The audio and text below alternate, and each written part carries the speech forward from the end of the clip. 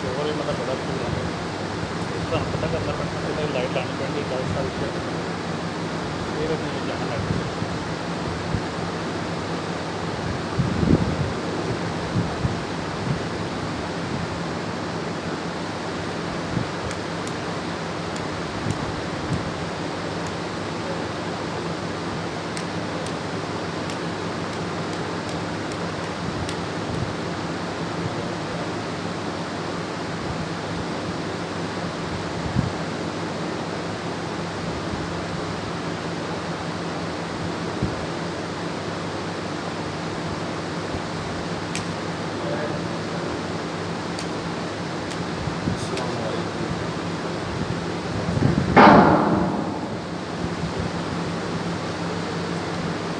السلام علیکم ورحمۃ اللہ وبرکاتہ.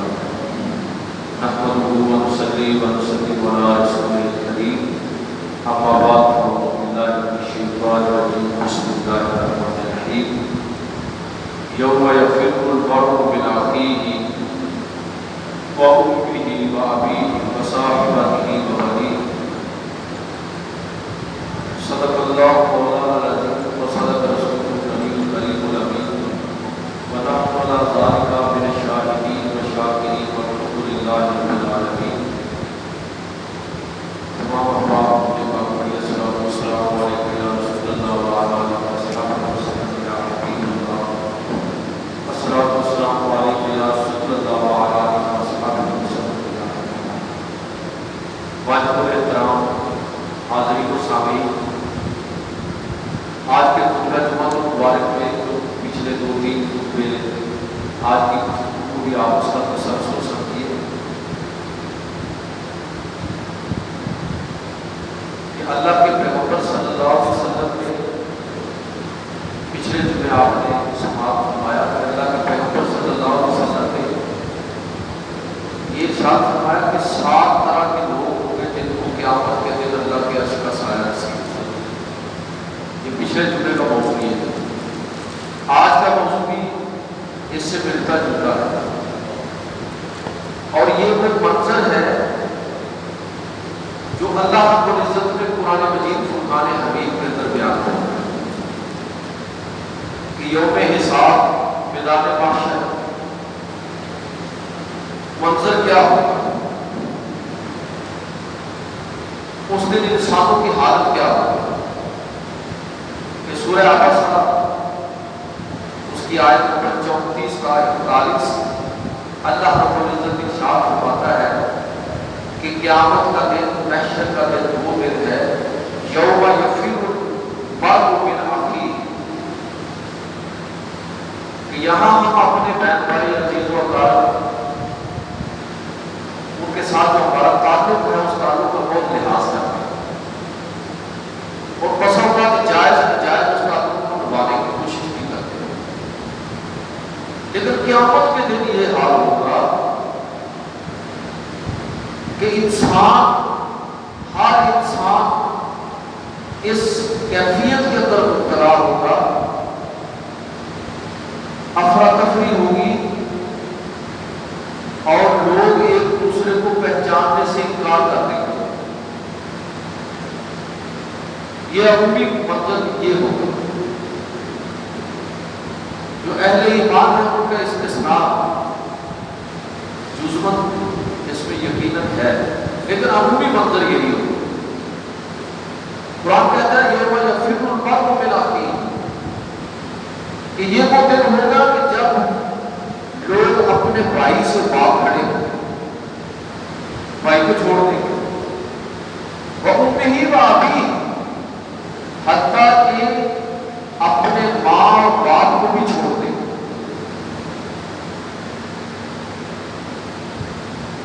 وَصَاحِبَتِهِ وَبَنِيهِ، اپنی بیوی اور اولاد ان سے بھی دور بھاگیں گے کہ کہیں ان کی وجہ سے میں نہ پھنس سکوں، کہیں یہ مجھے نہ ساتھ لے بیٹھے.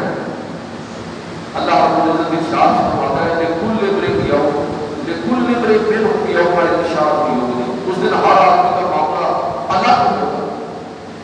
وجوہ یومئذ مسفرہ، اب یہ کچھ لوگ ایسے ہوں گے، یہ اہل ایمان کا تذکرہ ہے لوگ ایسے ہوں گے کہ ان کے چہرے نور ایمانی سے چمک رہے ہوں گے، داہی پر اس کا شیرہ، وہ خوش بھی ہوں گے، شادہ ہوں گے اپنی اس زندگی کی وجہ سے جو دنیا کے اندر انہوں نے گزاری ہوگی۔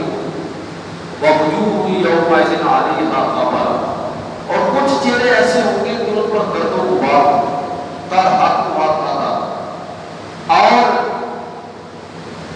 دنیا میں جو کردار انہوں نے ادا کیا ہوگا اس کردار کی وجہ سے، اس کفر اور فسق کی وجہ سے ان کے چہروں پر گرد و غبار بھی ہوگا اور ان کے چہرے سیاہ بھی ہوں گے۔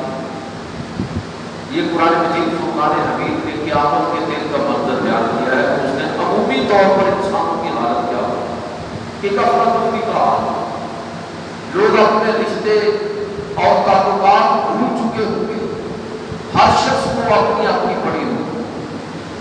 نبی کریم صلی اللہ علیہ وسلم حضرت عبداللہ ابن مسعود رضی اللہ تعالیٰ فرماتے ہیں کہ اس حال میں جب سب لوگ ہوں گے تو سب لوگ براہ راست اللہ کی بارگاہ میں پیش کیے جائیں گے۔ ذرا منظر ذرا دیکھیں کہ ہر شخص براہ راست اللہ کی بارگاہ میں پیش ہوگا۔ یہ نہیں ہوگا کہ چلے کچھ کو آپ نپٹا لیں اور کچھ کو فلاں نپٹا لیں اور کچھ ادھر آ لیں، نہیں، تمام لوگ، سب لوگ براہ راست اللہ کی بارگاہ میں پیش ہوں گے۔ اور نبی کریم صلی اللہ علیہ وسلم نے ارشاد فرمایا کہ کوئی شخص ایک قدم بھی اٹھا کے دوسری جگہ پر نہیں رکھ سکے گا جب تک 5 سوالات کے جواب نہ دے۔ عن عبداللہ ابن مسعود قال قال رسول اللہ صلی اللہ علیہ وسلم، عبداللہ ابن مسعود رضی اللہ تعالیٰ فرماتے ہیں کہ اللہ کے نبی صلی اللہ علیہ وسلم نے ارشاد فرمایا لا تزال قدم ابن آدم یوم القیامت من عند ربه حتی یسأل عن خمس، کہ ابن آدم اللہ کے حضور سے قدم بھی دوسری جگہ نہیں رکھ سکے گا جب تک 5 سوالات کے جواب نہ دے۔ اب وہ 5 سوالات سنیے کہ جس طرح ایک بچے کو امتحان کے لیے وقت دیا جاتا ہے اور پھر کمرہ امتحان میں اس سے سوالات پوچھے جاتے ہیں، بالکل اسی طرح انسان آزمائش اور امتحان کے اندر ہے اور اس کو بتا دیا گیا کہ یہ نصاب ہے، اس نے یہ سوالات اس سے پوچھے جائیں گے کہ تیاری کر۔ اللہ کے پیغمبر صلی اللہ علیہ وسلم نے ارشاد فرمایا کہ قیامت کے دن بندہ قدم بھی نہیں اٹھا سکے گا جب تک 5 سوالات کے جواب نہ دے۔ پہلا سوال کیا ہوگا؟ عن عمرہ فیما افنا، بندے سے پہلا سوال یہ ہوگا اس کی عمر کے بارے میں کہ اس نے اس عمر کو کہاں پر فنا کیا، کہاں پر خرچ کی ہے، اپنی زندگی کہاں گزاری ہے، اپنے رب کو راضی کرنے کے لیے کتنا وقت نکالا ہے اس نے، پوری زندگی کے بارے میں سوال ہوگا۔ یہ پہلا سوال۔ دوسرا سوال یہ ہوگا وَعَنْ شَبَابِهِ فِيمَا أَبْلَى، اس کی جوانی کے بارے میں سوال ہوگا کہ اس کو کس طرح اس نے خرچ کیا ہے۔ ویسے عمر کے بارے میں جب سوال ہوگا تو جوانی تو اس میں آ جائے گی، بچپن ہے، لڑکپن ہے، نوجوانی ہے، جوانی ہے، ادھیڑ عمر ہے، بڑھاپا ہے، موت، یہی زندگی۔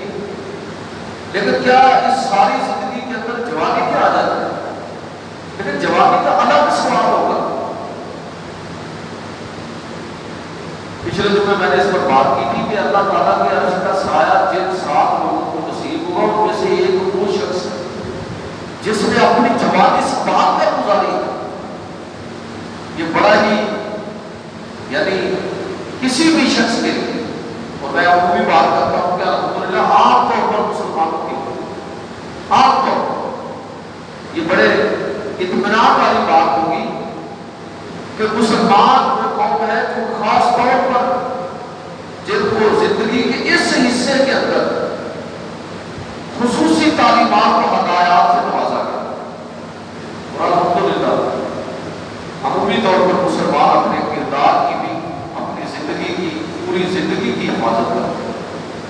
جوانی کے بارے میں سوال ہے، اس لیے کہ جوانی بہرحال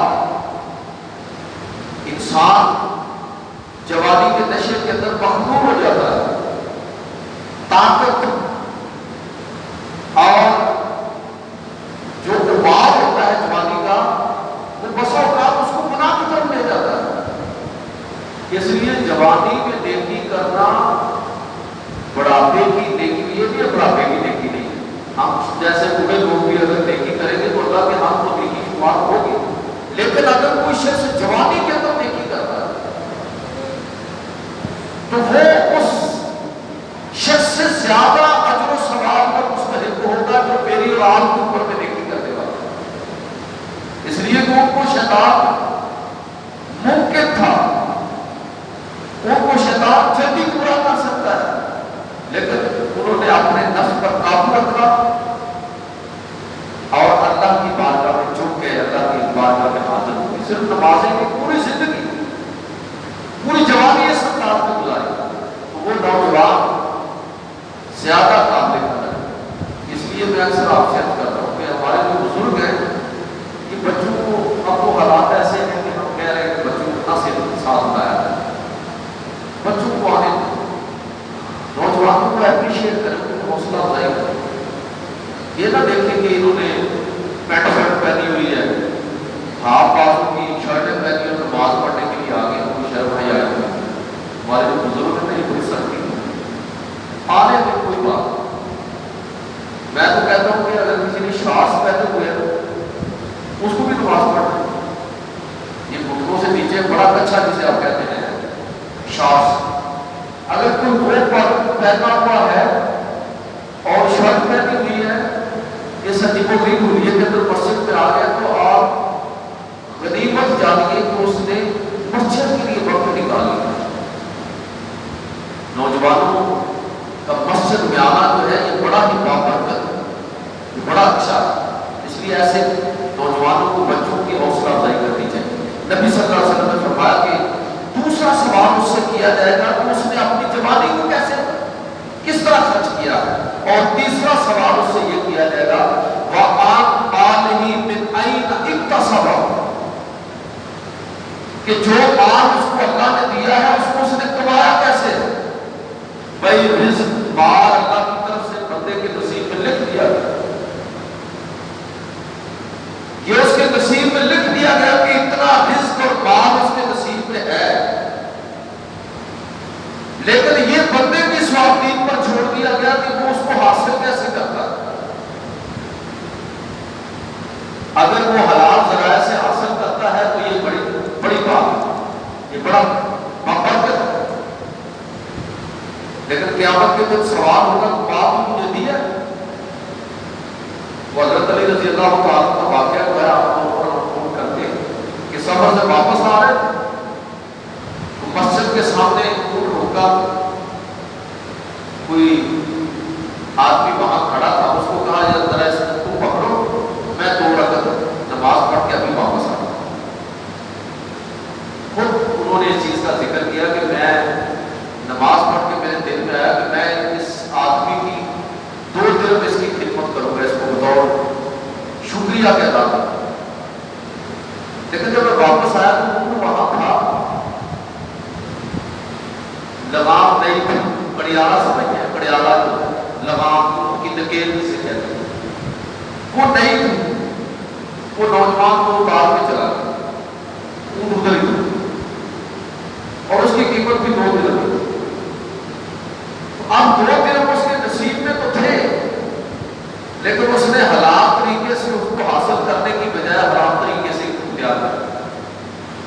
تو کہنے کا مطلب یہ ہے کہ رزق اللہ تعالیٰ نے انسان کا مقدر کر دیا، نہ وقت سے پہلے ملے گا اور نہ جو طے ہے اس سے زیادہ ملے گا، جتنا ملنا ہے اتنے ملنا ہے۔ اب انسان پر ہے کہ وہ حاصل کیسے کرتا ہے، چوری سے، ڈاکے سے، ڈکیتی سے، حرام کے ذرائع سے یا حلال کے ذرائع سے۔ اللہ رب العزت قیامت کے دن بندے سے سوال کرے گا کہ وَأَمْوَالِهِ مِنْ أَيْنَ اكْتَسَبَهُ، کہ جو مال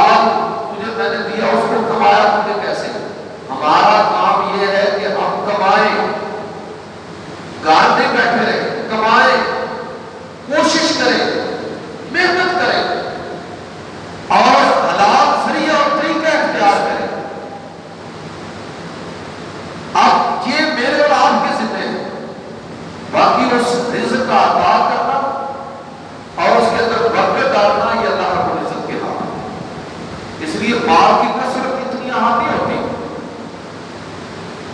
مال کے اندر برکت ہونا یہ بڑی غنیمت ہے۔ اس لیے جہاں ہم اللہ رب العزت سے دعا مانگے تو مال کی کثرت سے زیادہ ہمیں دعا یہ مانگنی چاہیے کہ اللہ میرے مال کے اندر، رزق کے اندر برکت عطا فرما۔ برکت کا مطلب یہ ہے کہ تھوڑا مال بھی آدمی کی ضروریات کے لیے کافی ہو، ورنہ آپ دیکھ لیجیے کہ دنیا میں اور اپنے ملک کے اندر آپ ایسے ایسے لوگوں کو دیکھیں گے کہ جو کروڑوں اربوں روپے اور کھربوں کے مالک ہیں لیکن ان کی ہوس پوری نہیں ہوتی، شریر ہو رہے ہیں۔ یہ بتا خوری، یہ چوری، یہ ڈکیتی، یہ کس لیے ہے؟ تو یہ سوال ہوگا بندے سے کہ اس نے مال کو کہاں سے کمایا؟ صرف نیک ذرائع سے کما لینا کافی نہیں ہے۔ چوتھا سوال یہ ہوگا وفی ما انفقہ، کہ اس مال کو خرچ کہاں پر کیا ہے؟ مال کمایا حلال ذریعے سے، بڑے لوگ ہیں اللہ کے فضل و کرم سے بالکل حق حلال اور حلال ذریعے سے اپنا رزق کماتے ہیں، محنت کرتے ہیں لیکن خرچ کرنے میں غلطی کرتے ہیں۔ یاد رکھیے کہ مال کا کمانا حلال ذرائع سے یہ بھی سوال ہوگا اور حلال جگہ پر اس کا خرچ کرنا یہ بھی سوال ہوگا۔ اور اگر کوئی شخص حرام جگہ پر اپنے مال، حلال مال کو حرام جگہ پر خرچ کرتا ہے تو یاد رکھیے کہ قیامت کے دن وہ ان لوگوں کا مقروض ہوگا جن کی ذمہ داری ادا کرنا اس کے اوپر لازم تھا۔ وہ اس کے والدین ہیں، عزیز و اقارب ہیں، اور اس کے ارد گرد کے لوگ سوسائٹی کے اندر جو ضرورت مند ہیں، اگر وہ ان کی ضروریات کو بطور حق پورا نہیں کرتا، یہ سمجھتے ہوئے کہ میرے مال کے اندر اللہ نے جو برکت دی ہے وہ ان لوگوں کا حق ہے، اس کے اندر یہ سمجھ کر وہ لوگوں کے حق کو ادا کرتا ہے، وہ مال اصل میں پاک ہوگا، وہ مال پاک ہوگا زکات کے ذریعے، صدقات کے ذریعے، خیرات کے ذریعے۔ ورنہ کیا ہوگا کہ حلال ذرائع سے کمایا ہوا مال بھی اس وقت حلال نہیں رہے گا جب اس میں سے زکات نہیں دی جائے گی، ضرورت مندوں پر خرچ نہیں کیا جائے گا۔ اللہ کے پیغمبر صلی اللہ علیہ وسلم نے فرمایا کہ چوتھا سوال بندے سے یہی ہوگا۔ اور پانچواں سوال یہ ہوگا وَمَاذَا عَمِلَ فِي مَا عَلِمَ، کیا بندے جو تجھے علم دیا گیا، انسان کو علم، عقل، شعور، فہم و فراست دی گئی ہے، کیا اس علم کے مطابق اس نے عمل بھی کیا؟ آپ میں سے کئی لوگ بڑی عجیب و غریب بات کر دیتے ہیں کہ یار جتنا علم کام ہوگا اتنا عمل کام کرنا پڑے گا، حساب کتاب کام ہوگا۔ یہ سوچ جو ہے بڑی عجیب و غریب ہے۔ یاد رکھیے کہ اللہ رب العزت نے انسان کو عقل دی ہے، فہم اور شعور دیا ہے، فراست سے اس کو نوازا ہے۔ دین کے معاملے میں اگر میں یہ بات کروں تو اتنا دین کا علم حاصل کرنا ہر شخص پر لازم ہے جو ضروریات دین میں سے ہے، ضروریات زندگی میں سے ہے، ہر شخص پر لازم ہے، فرض ہے۔ اگر کوئی شخص، باقی ساری چیزیں ہم حاصل کرتے ہیں اپنی زندگی میں، ہر چیز کے لیے تگ و دو کرتے ہیں، کیا اتنا علم حاصل کرنا اور دین کے لیے اتنا وقت نکالنا کہ میں قرآن پاک کو سمجھوں، اپنی دنیا اور آخرت کو سمجھوں، کیا یہ چیزیں جاننا جو ہے اس کے ذمہ نہیں ہوگا؟ اس لیے یہ بالکل جاہلانہ بات ہے کہ جتنا علم کام ہوگا وہ کام کرنا پڑے گا، اتنی زیادہ قیامت کے دن بات پرس ہو، ڈگروں سے سوال نہیں ہوگا، حیوانات سے پوچھا نہیں جائے گا، اس لیے کہ وہ مکلف ہی نہیں، عقل ہی نہیں اللہ تعالیٰ نے ان کو دی، وہ تو ساری زندگی جبلت اور فطرت کے تابع گزار دیتے ہیں۔ بندہ جو ہے اس کو جبلت اور فطرت کے ساتھ ساتھ عقل، شعور اور فہم و فراست دی گئی ہے، اس سے تقاضا کیا گیا ہے کہ وہ علم کو حاصل کرے، اس کو بتایا گیا ہے کہ سب سے افضل ترین چیز جو انسان زندگی میں حاصل کرتا ہے وہ علم ہے۔ لہذا آپ دیکھ لیجئے کہ جن معاشروں کے اندر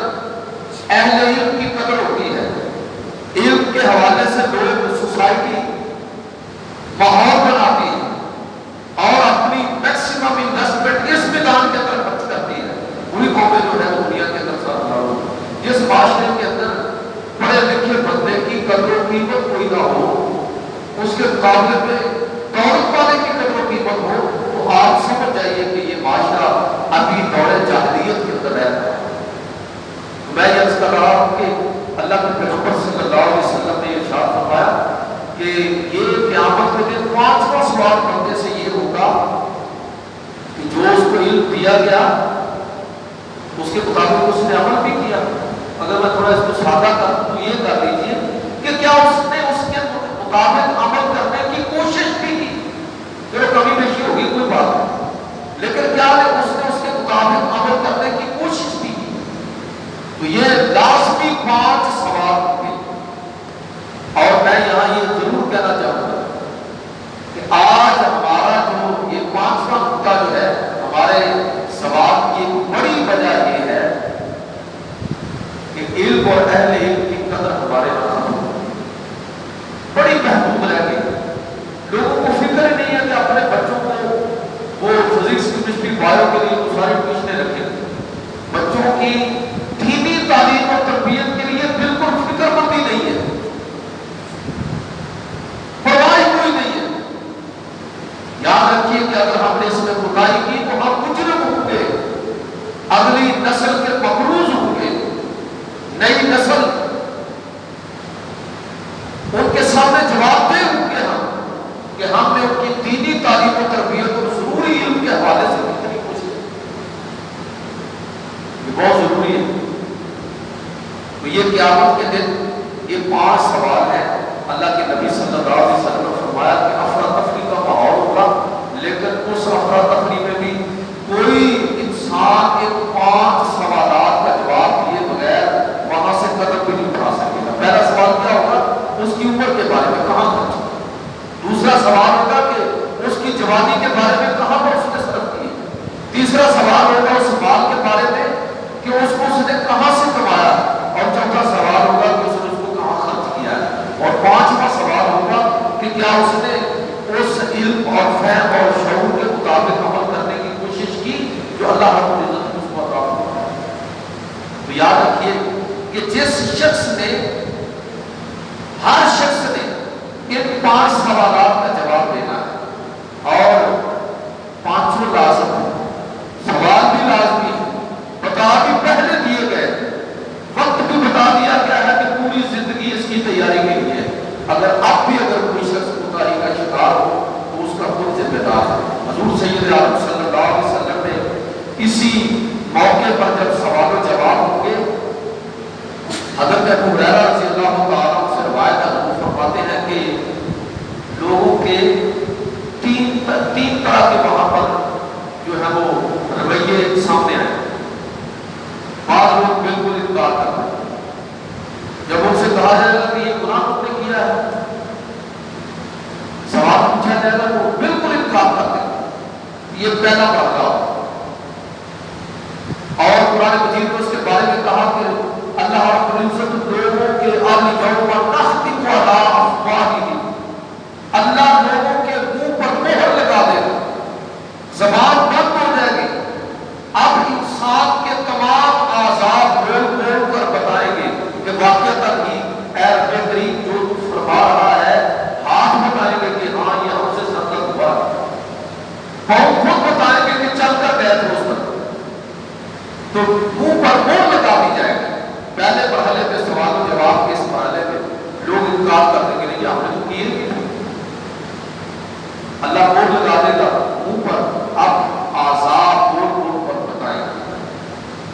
آج کے ماحول میں کہہ لیجیے کہ ڈاکومنٹری چل پڑے، انسان کا ایک ایک عمل اس کے سامنے آ جائے، اس وقت انسان اعتراف کریں گے اور اللہ سے معافی مانگیں گے۔ یہ دوسرا سٹیپ ہے۔ اور تیسرا سٹیپ یہ ہوگا کہ اللہ رب العزت کی طرف سے قیامت کے دن لوگوں کی طرف ان کے نام اعمال اچھال دیے جائیں، اور کوئی آدمی ان کو پکڑنے سے انکار نہیں کر سکے۔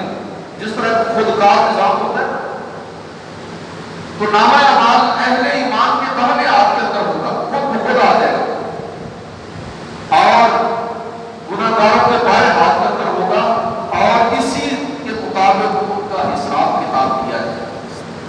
सैयद आलम सल्लल्लाहु अलैहि वसल्लम ने इरशाद फरमाया कि जब इंसान को नामा अमाल थमाया जाएगा,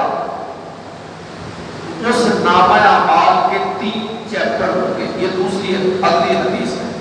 इस हदीस के रावी अनस बिन मालिक रज़ी अल्लाह तआला, 3 चैप्टर होंगे, 3 हिस्से होंगे उस नामा अमाल के। एक नामा अमाल के अंदर सिर्फ और सिर्फ नेकियां लिखी हुई, बंदे ने पूरी जिंदगी जो भी नेकियां की, और दूसरे हिस्से के अंदर सिर्फ और सिर्फ गुनाह लिखे होंगे, और तीसरे हिस्से के अंदर अल्लाह ताला की नेमतें लिखी, वो नेमतें जिनकी वजह से उसकी जिंदगी खूबसूरत रही, उसने एक जबरदस्त जिंदगी गुजारी, उन नेमतों को बुरमकार लाने की वजह से उसकी खुशी और शादमानी के लिए अल्लाह रब्बुल इज्जत ने उसको औलाद अता फरमाया, पोते और पोतियां देखने का मौका उसको मिला, वो उनके साथ खेलता है, क्या करता है, ये नेमत नहीं। अल्लाह ताला ने उसको सेहत अता फरमाई, खार की दुनिया के अंदर उसको इतनी नेमतें अता फरमाई है कि अगर वो उन पर गौर करे तो एक एक नेमत पर रुक कर अल्लाह रब्बुल इज्जत का शुक्रगुजार बंदा बनता है। हवाओं फजाओं में परिंदों का उड़ना और उसकी नजरों को खुशी फराहम करना, ये कोयल और बुलबुल का जो नगमा है, ये किसके लिए है भाई? इंसान के लिए। मैं कहना ये चाहता हूं कि जिंदगी की जितनी नेमतें भी आप देंगे, ये सारी नेमतें एक पूरा चैप्टर होगा जिसमें अल्लाह रब्बुल इज्जत उन नेमतों का इकरार होगा जो अल्लाह ने बंदे को अता फरमाई, अमूमी भी और खुसूसी। और फिर अल्लाह रब्बुल इज्जत उन नेमतों में से सबसे अदना नेमत से फरमाएगा कि तू अपनी कीमत इस शख्स से वसूल कर। बड़ी अहम बात। हज़रत सल्लल्लाहु अलैहि वसल्लम फरमाते हैं कि अल्लाह रब्बुल इज्जत सबसे अदना नेमत से फरमाएगा कि तू इस आदमी से अपनी कीमत वसूल कर। और जब वो नेमत अपनी कीमत वसूल करेगी तो सबसे अदना नेमत के मुकाबले में इंसान की सारी जिंदगी की जितनी भी कोशिश हो, जितनी इबादत और रियाजत होगी, जितना सदका और खैरात होगा, वो सारे का सारा उस एक नेमत के बदले में हकीर हो जाएगा, सिफर होगी सारी नेमत। पहला चैप्टर फारग हो गया। अब उस नामे अमाल के 2 चैप्टर, या गुनाह है या अल्लाह की नेमतें हैं, बड़ा परेशान हो गया। और हज़रत सल्लल्लाहु अलैहि वसल्लम फरमाते हैं कि इंसान को, बंदा मोमिन को परेशानी में देखकर उस वक्त अल्लाह रब्बुल इज्जत की जो रहमत और उसका फजल और करम है उसका ज़हूर हो।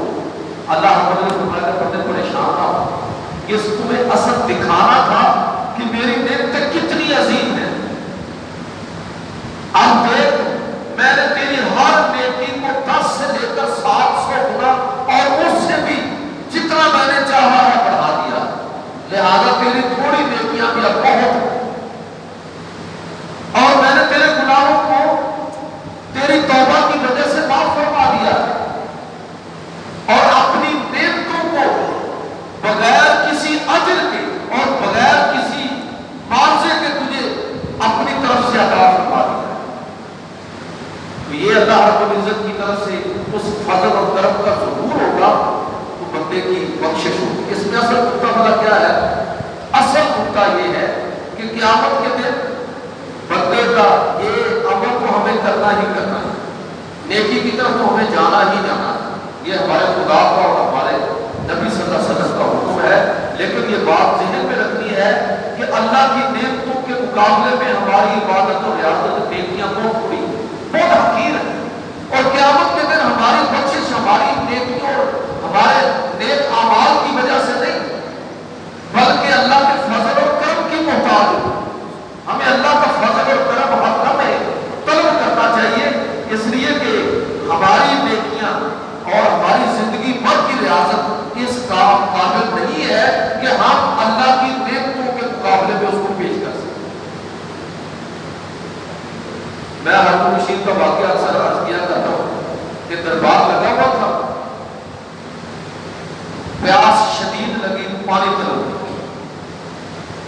जब पानी पीने लगा हारून रशीद تو دربار کے اندر ایک کوئی دانا آدمی بیٹھا ہوا تھا، اس نے کہا کہ خلیفہ ذرا ٹھہرے، امیر المومنین ایک دفعے کے لیے رکی، آپ کو پیاس کا کوئی شدید تقاضا ہے، اگر یہ پانی آپ کو نہ دیا جائے تو آپ اس کی کیا قیمت دیں گے؟